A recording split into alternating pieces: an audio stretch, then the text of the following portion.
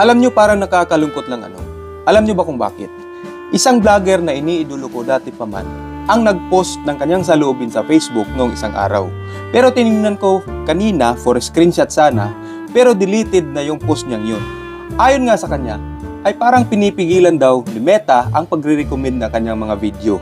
At parang may nagkukontrol daw ng algorithm ng Facebook sa Pilipinas. Nalulungkot ako dahil papano na yung mga tao na tinutulungan niya sa kanyang mga videos. Pero sa pananaw ko naman, hindi naman ganun ang nangyayari.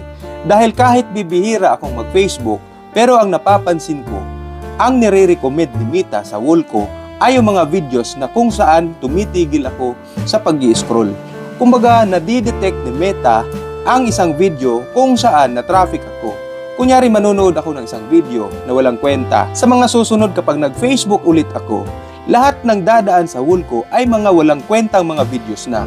Ibig sabihin, hindi na dumadaan yung mga videos na dati kong pinapanood. Kahit pa nakafollow pa ako sa gumawa nito. Ibig sabihin, nagbabago ang interest ng tao sa mga pinapanood nilang mga video. Malimit ako mag-follow ng isang vlogger at bukod sa mga na-meet ko mismong mga vloggers, wala pang 5 siguro ang na-follow ko. At ito nga si King Lox, gusto ko talaga yung mga vlogs niya. Dati pa dahil nga maraming mga mahihirap na mga tao ang kanyang natutulungan. At ito nga ang sa tingin ko na isa rin sa mga dahilan. Ayokong sabihin na tama ako at ayoko ring isipin na mali ito. At gusto ko lang i-share sa inyo na marahil ang dahilan ng pagbaba ng kanyang mga views ay nawawalan na ng tiwala ang mga tao dahil sa pinopromote niyang mga sugal. Di ba napapansin nyo, madalas yung mga vlogs niya sa dulo ay may mga pinopromote siyang mga sugal. At yan din ang dahilan kaya hindi ko na tinatapos panuurin ang mga videos niya. Maiintindihan ko pa kung yung mga walang kwentang mga vloggers ang magpo-promote ng sugal. Kasi nga mga walang kwenta ang mga vlogs nila. Pero itong sa kanya hindi talaga eh. Kahit bali-balik ta rin man, sobrang salungat talaga sa mission niya. Kasi nga 'di ba, tumutulong siya sa mga mahihirap pero nagpo-promote siya ng mga produktong lalong nagpapahirap sa mga mamamayan. Naiintindihan kong kailangan niyang mag-fundraising dahil nga magastos yung mga contents na ginagawa niya.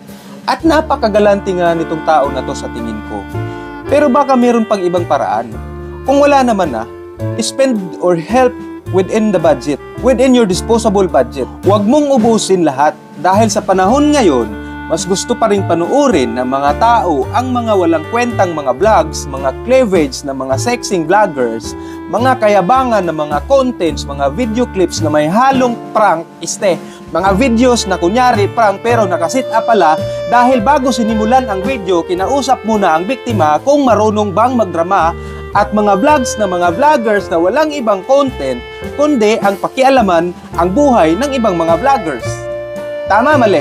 Kung sa tingin nyo naman na pangingialam rin tong video na to, bahala na kayo dahil hindi yan ang hangarin ko.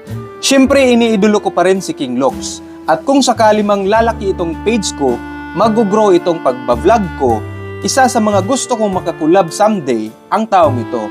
Pero sa numbers ko today, alam kong malabo itong mangyari at mas lalong malabo niyang mapanood itong video na to, pero okay lang. Magmamanifest lang muna habang malayo pa dahil bibihira rin naman ang mga videos ko na umaabot ng 100 views. Ouch! Ang sakit. Good luck sa lahat ng mga aspiring creators na kagaya ko. See you in my next vlog.